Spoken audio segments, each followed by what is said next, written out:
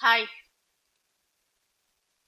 we are in the second part of the chapter of issue of shares. In this section, we will learn all about forfeiture of shares and reissue of shares.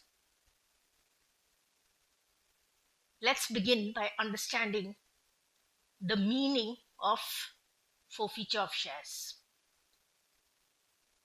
Forfeiture of shares means cancelling the shares. Shares are cancelled for non-payment of calls due.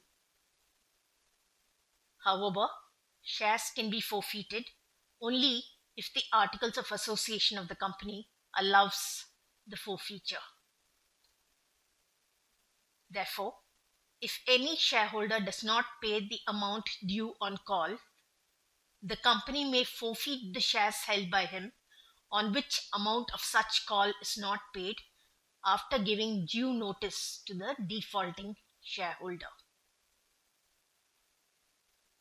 On forfeiture, the shares are cancelled, and to that extent, the share capital is reduced. The amount which is received by the company is not refunded.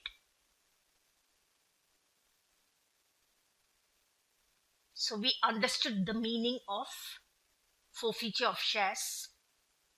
It was cancelling of shares for non-payment of the amount which is due.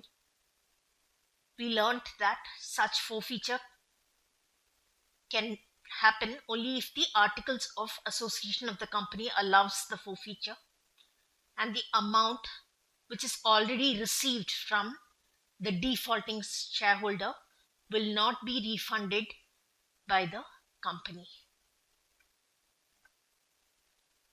Let's move on to disclosure of forfeited shares in the balance sheet.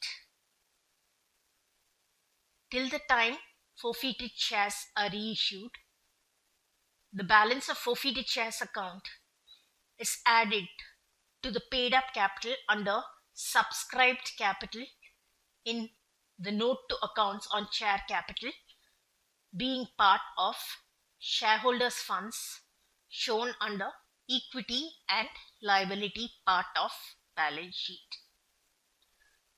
So the balance of the forfeited shares account will be added to the subscribed capital in the note to accounts on share capital and will be shown as share capital under the shareholders funds in the equity and liabilities part of balance sheet.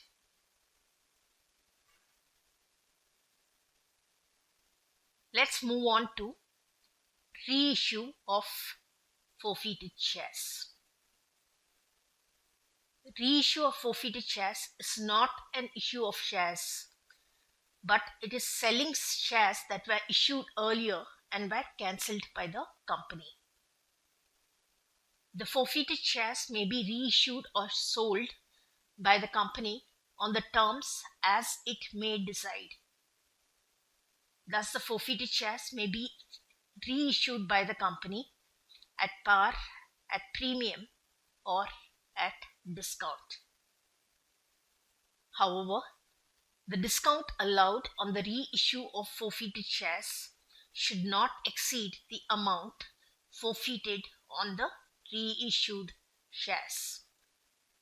It's a very important concept. We will come back to this later when we go into reissue of forfeited shares.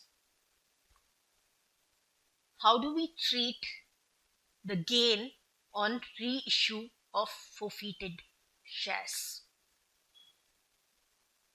The gain on reissue of forfeited shares is a capital gain and will be transferred to capital reserve account. So in this video, we had a glimpse of the meaning of forfeiture of shares, how the amount or the balance of the forfeited shares account is depicted in the balance sheet of the company, the meaning of reissue of shares, and also how the gain on reissue of forfeited shares is treated. In the upcoming videos, we will learn accounting for forfeiture of shares, reissue of shares, as well as accounting for gain on reissue of the forfeited shares.